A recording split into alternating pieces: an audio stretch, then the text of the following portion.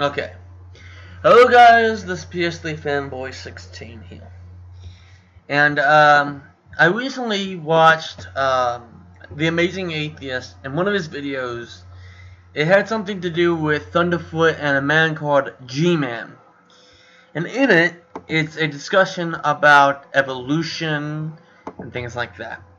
So, what I want to do is discuss this video. Okay.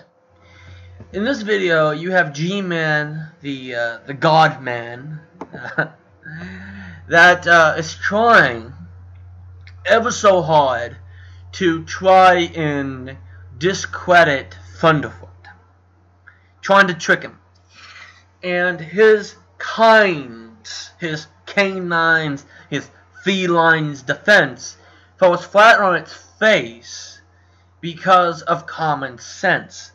Okay, he wants Thunderfoot to provide an answer to, can you provide evidence of a wolf becoming a non-wolf? Yes, I fucking can. It's called a dog. It's called a chihuahua, a German shepherd, a fucking pit bull, a Dalmatian. Okay, I can even give you an example of how a tiger and a cat are different. Okay, a tiger is a massive meat eater. Your average house cat is maybe up to your ankles, maybe a little bit above your ankles, and doesn't eat meat. It does, but it doesn't have to. It gets its food source from these cat brands that don't always have meat in them. But that's not the point. You see, evolution, if you're going to talk about evolution, you have to do it by its species to species level.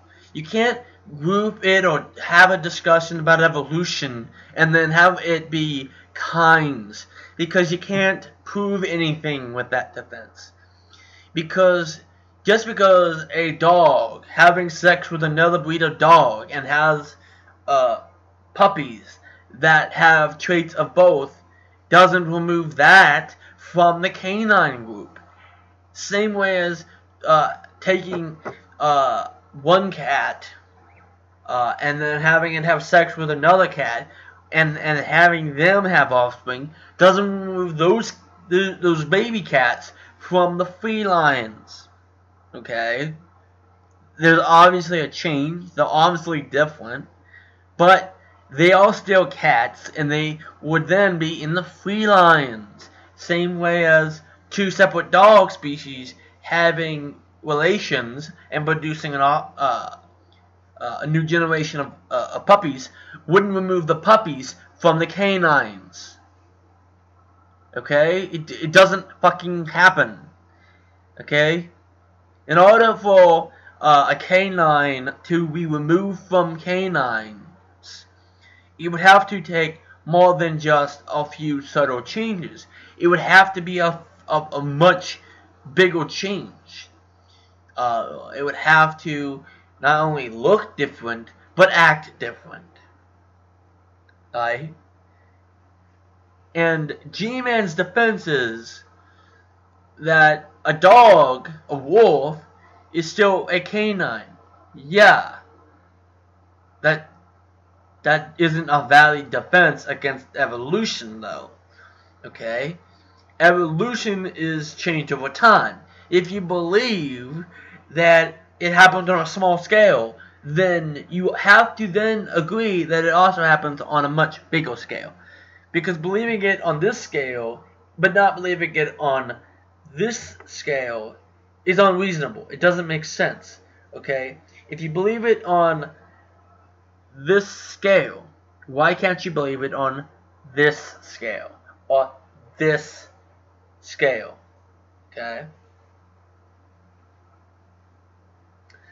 I'm gonna use a spoon. Okay, if you believe evolution, okay, and you believe evolution can occur on this much time, okay, but then if you're asked, can evolution happen on this scale?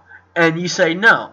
But you said it could happen on this scale. Why couldn't it happen on this scale? It's just a much bigger version of what you previously said it could happen. All you did is say it'll happen here in 100 years. It could happen in 100 years. But 10,000 years? No. It must be magic. And another thing that I've noticed from Gman, and at least this particular video, is that he makes this assumption that if you didn't see it, it doesn't exist, or something along those lines. It's like, that doesn't make sense. Okay? Pluto may not be a planet, but we know it exists. Okay? We discovered it in, I think, the 1920s or 30s. We knew it existed for like 75 or 80 years. We knew it existed. Even if you went back to 1890, you would still know that it exists. Because we know it exists. Even if you went back in time to the day before it was discovered, Pluto would still be there. It would still be going around the sun very slowly. Okay? Neptune. We know that Neptune's there. And even if you went back the day before it was discovered, Neptune, Saturn, Jupiter, all those things would still be there, even if you went back far enough to before they were discovered. They'd still be there. They'd still orbit because they exist. Alright? I was not born when Pluto was initially discovered. I wasn't. My father wasn't even born yet. So, are you going to make the assumption that because I wasn't around in the 1920s or 30s when Pluto was found, that Pluto is a conspiracy? It's just made up? That's stupid. Okay? So, are you saying that any planet that we might go to in the future didn't exist until we found it? Because we didn't know it existed until we found it. It must not. No, if we found it, then it existed prior to us finding it. That's common sense. Okay? Before Darwin made his theory of evolution, evolution was already a thing. All Darwin did was publish it. Okay? And if G-Man's gonna continue with this idea that if you don't see it, it didn't happen, or it isn't real, okay, then I'm gonna give you an example. Okay? And I didn't watch all of the debates, so I don't know if Thunderfoot gave an example. I don't think he would. Based on what I saw, it seemed like they were moving on to something else. If you took a wild fox and you kept it, and it had a litter of kits, and then they had a litter of kits, that's baby foxes, in case you don't know. The third generation would be more docile. Not only that, but they might also begin to look like dogs. Why? Evolution. Okay. An animal would change to improve its chance of survival. Humans are engineered in a way to love cuteness, which is one of the main reasons why puppies and kittens are one of the mostly well-known species of animals that are in households. Geckos, lizards, snakes, they're in households too, but not nearly as much. Why? Because a snake is not as cute as a kitten or puppy. Okay? Which is the reason why you don't see so many snakes in people's homes. Because they aren't that cute. Okay? So, an animal that could become cuter would improve its chance of surviving. Right? In the distant past, there were wolves that had a mutation. This mutation made them calmer, more docile towards humans. They would come in and not attack. When humans found this out, they would give these these wolves, meat. And eventually, they would adopt these wolves and use them to help in the hunt. The humans would get something to eat, and the wolves would get whatever was left. And this relationship continued for centuries. Eventually, humans began to breed these wolves into other things, separate species of dogs. And that's how you get dogs, is we bred them. We bred different dogs together based on attributes we wanted. Did we want a dog that was fast? Did we want a dog that was smart? Did we want a small dog? Big dog? Did we want a dog with a push-in nose?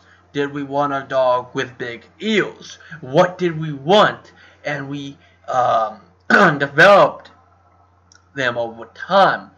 If we wanted a dog that could smell really good, we would breed dogs that we knew had a strong sense of smell. And eventually, you would get a dog that could smell real good. Did you want a dog with big ears? Well, you would breed dogs that had big ears, and eventually you would get a dog that had really big ears.